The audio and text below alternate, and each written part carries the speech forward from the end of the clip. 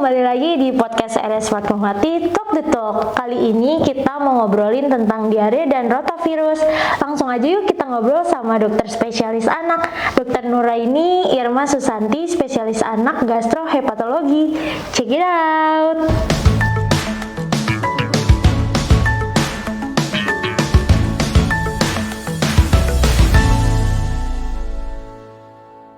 Selamat pagi dok. Selamat pagi Mbak Citra. Kali ini kita mau bahas tentang kasus diare nih. Seberapa sering sih dok kasus diare yang terjadi pada anak di Indonesia? Ya, baik. Jadi kasus diare ini memang salah satu kasus yang paling sering terjadi pada anak-anak di Indonesia maupun di negara lainnya.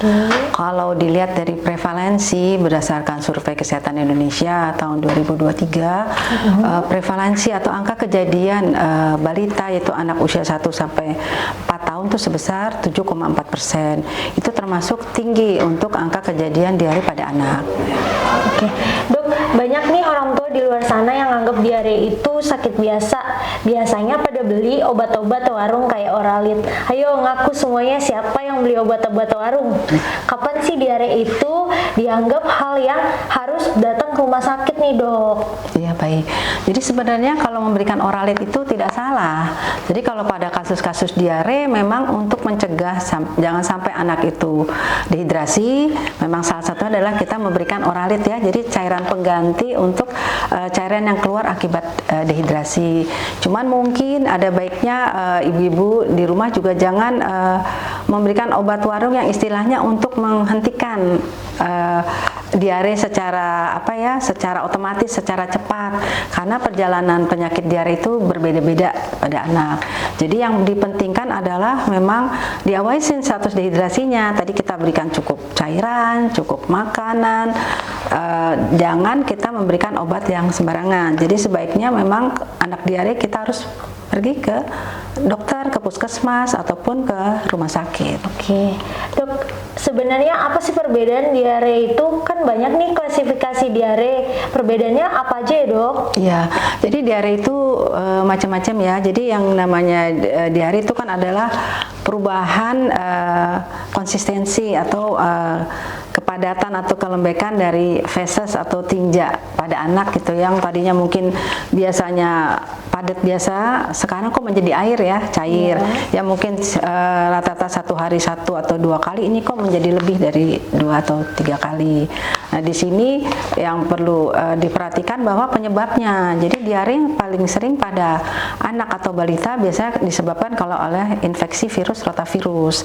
Tapi selain itu juga diare bisa disebabkan oleh infeksi yang lain seperti bakteri, oleh parasit, oleh jamur, atau juga diare yang disebabkan karena keracunan makanan atau alergi, atau anaknya dengan riwayat daya tahan badan yang tidak baik ya, jadi imunokompromis, itu juga bisa menyebabkan diare. Oke, tadi dengar-dengar soal rotavirus, kenapa sih dok ada yang namanya virus rotavirus itu menyerang ke siapa saja ya dok? Anak umur berapa gitu maksudnya dok? Iya, jadi rotavirus itu adalah virus yang menyerang ke saluran pencernaan. Nah memang rotavirus itu paling banyak menyerang pada balita, jadi anak-anak usia sekitar 3 bulan sampai 3 tahun. Sedangkan kalau pada orang dewasa itu mungkin ada tapi sangat jarang, jadi banyak di usia-usia itu rotavirus. Oke. Gimana sih cara penularan virus rotavirus itu pada anak dok? Ataukah karena cara makanannya yang jorok, atau orang tuanya yang ngasih makanan nggak benar? Itu gimana dok cara penularannya? Jadi rotavirus itu cara penularannya berdasarkan namanya istilah fekal oral. Jadi dari si kotoran yang terkontaminasi oleh virus rotavirus akan masuk tertelan oleh si balita. Jadi memang ini berhubungan juga dengan kebersihan ya, terutama penularannya harusnya dari bisa melalui dari tangan ya. Jadi kalau apa-apa kita memegang sesuatu atau baru cebokin anaknya atau membersihkan pampers, itu setelahnya kita harus cuci tangan yang bersih dengan sabun, karena kalau tidak ya tangan kita itu akan menjadi sumber penularan untuk anak kita. Oke, apakah bayi yang terlihat bersih, sering cuci tangan, dan orang tuanya juga mau menjaga kebersihan, virus rotavirus itu tetap akan ada atau bagaimana dok? Baik. kalau rotavirus itu pasti ada di mana-mana ya. Jadi artinya dia bisa menyerang atau menyakiti setiap jadi anak siapapun juga gitu ya. Jadi memang paling bagus kita sudah menjaga kebersihan tangan maupun lingkungan. Tapi sekali lagi itu bisa mengenai siapapun juga, walaupun rumah kita bersih, tapi kan kalau kita bepergian kita lupa juga tadi cuci tangannya, atau anak kita sendiri kita cuci tangan bersih tapi anak kita tidak dibersihkan tangannya mungkin, atau tadi tangan bersih tapi mungkin mainan-mainannya yang dia pegang terkontaminasi, atau airnya yang juga tidak harus dimasak ya dengan sampai mendidih sampai matang, ya itu bisa dapat menyebabkan anak terkena rotavirus juga. Oke. Dok, dari vaksin rotavirus ini kan dokter bilang harus sedini mungkin. Kenapa tuh harus sedini mungkin, Dok? Ya, jadi sekarang sih alhamdulillah ya. Jadi dari pemerintah juga sudah diadakan vaksin rotavirus ya untuk para balita. Jadi kenapa harus sedini mungkin? Tadi karena usia rotavirus itu menyerang pada usia-usia balita. Jadi yang usia 3 bulan, mulai 3 bulan sampai usia 3 tahun itu banyak yang terserang, walaupun ada usia yang lebih besar lagi ya.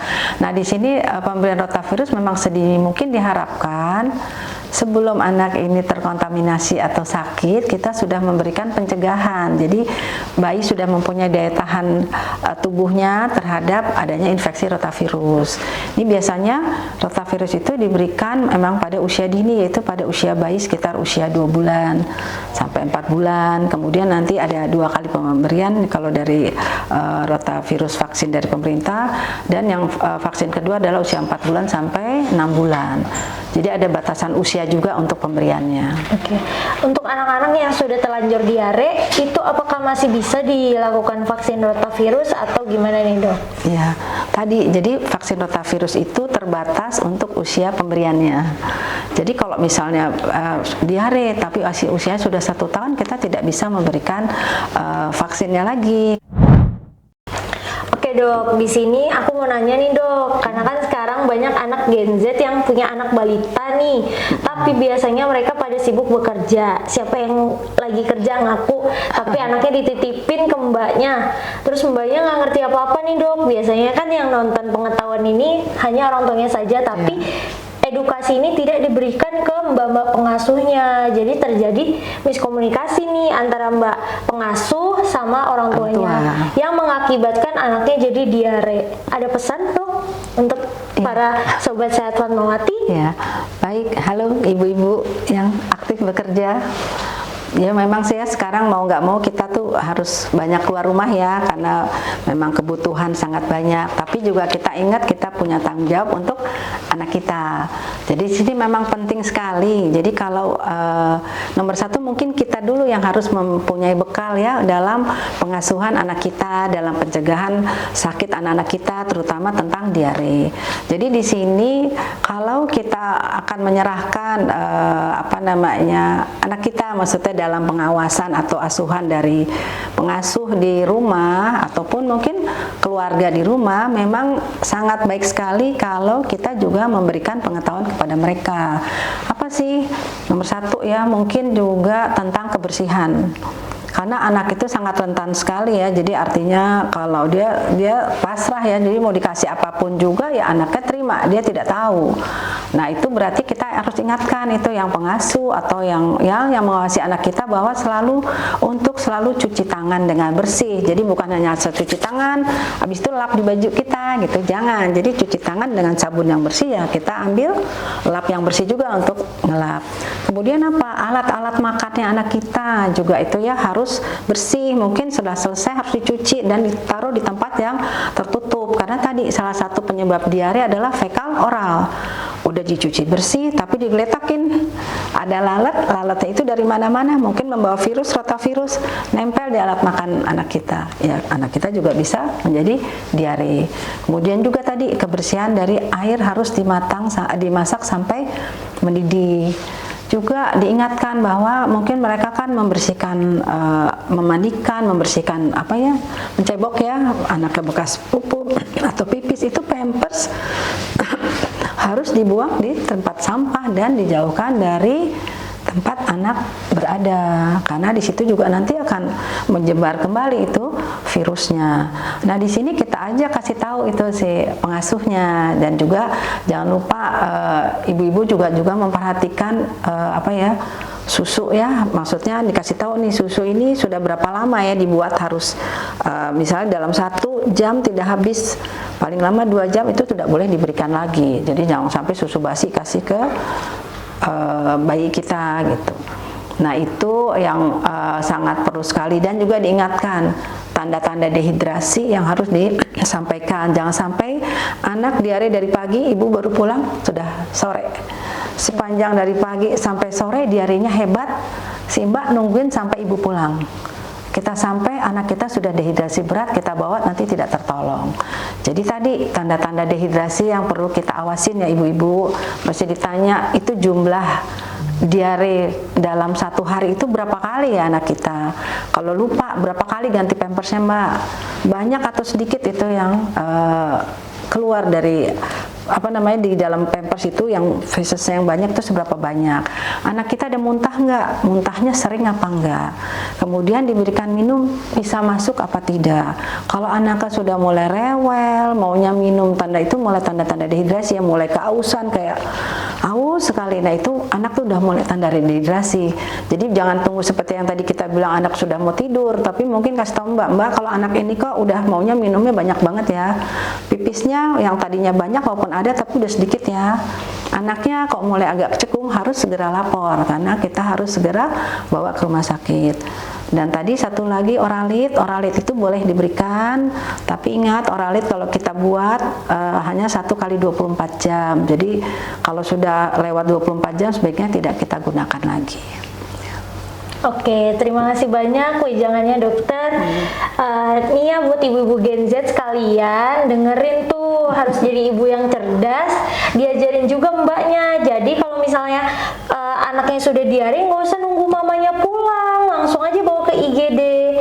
Ke IGD ngapain? Kalau udah ada tanda-tanda. Jadi ibu-ibu Gen Z atau bapak-bapak Gen Z sekalian, kasih tahu ke mbaknya tanda-tandanya apa aja ya dok ya. Iya, betul. Yang seperti tadi dijelaskan oleh dokter Nuraini. Sama satu lagi dok, sebenarnya vaksin rotavirus ini itu investasi jangka panjang nggak sih menurut dokter? Untuk mencegah anak diare ini penting banget gak sih dok?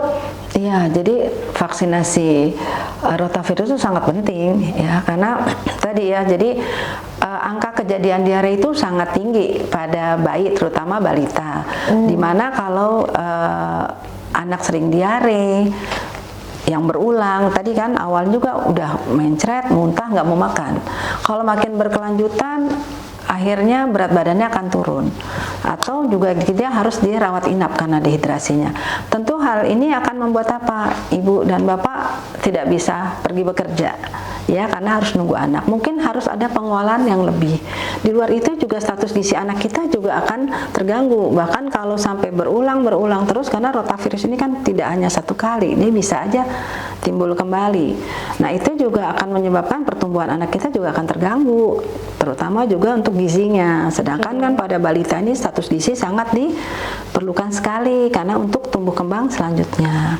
Dan tadi saya mau menambahkan atau meluruskan aja. Jadi kalau tadi para pengasuh di rumah anak sudah diare, mungkin maksudnya benar ya Mbak Citra, bahwa harus dibawa ke IGD, tapi memang baiknya ibunya yang harus membawa. Jadi ibunya yang diinfokan kalau anak ini sudah diare, sudah sering, cepat pulang, bawa anak ke rumah sakit. Karena kalau si mbak aja yang bawa juga ditanya dokter nggak ngerti juga ya. Jadi memang harus orang tua lah yang membawa, tapi kita titip pesan kondisi anak kita tidak baik, segera lapor dan kita segera menemui anak kita. Jadi untuk ibu-ibu sekalian di luar sana harus cerdas ya dok ya. Selain harus sayang anak, harus tahu apa aja yang dibutuhkan anak. Iya, betul. Terus terakhir nih dok, di Fatmawati sendiri ada nggak sih vaksin rotavirus itu?